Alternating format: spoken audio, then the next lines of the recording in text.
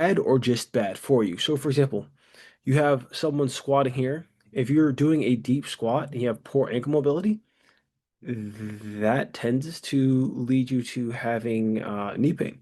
I think I've talked about it on another podcast interview with Noah Drew, where we talked about the regional interdependence model and or upstream downstream concept, meaning that like the area that is symptomatic may not be the area that's a problem.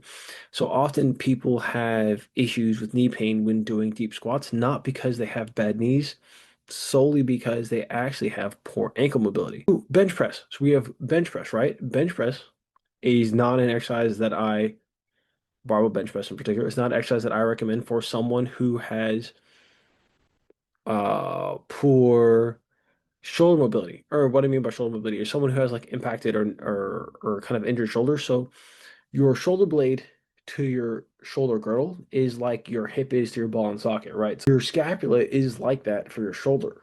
As far as because it's also another ball and socket, but it's very less secure of a ball, if you will. And so your shoulder, your scapula, if your scapula doesn't move well or doesn't move in the position the way it's supposed to, you could be at risk for injury.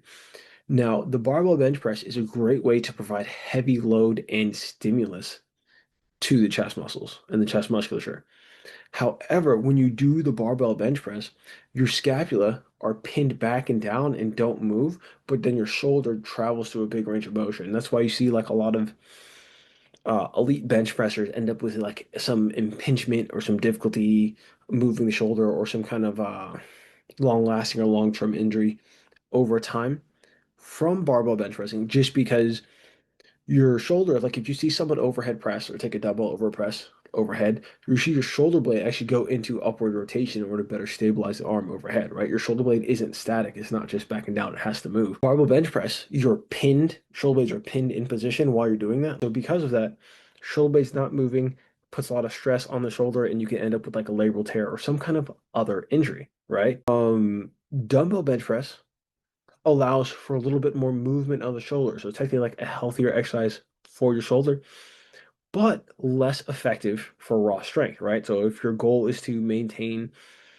healthy shoulder stability, if that's like your focus, like the dumbbell bench press would be pretty cool. The problem is, once again, it can be hard on the shoulder based off who you are, your experience, and your shoulder mobility. That being said, barbell bench press, if you've got an impacted shoulder or an impinged shoulder, may not be the best exercise for you. So is the barbell bench press bad? Because some people have tried to argue that with me. The barbell bench press is a bad exercise. It's not bad. It may be bad for you and where you're at, but you could also address some dysfunction and may not have any other issues with that.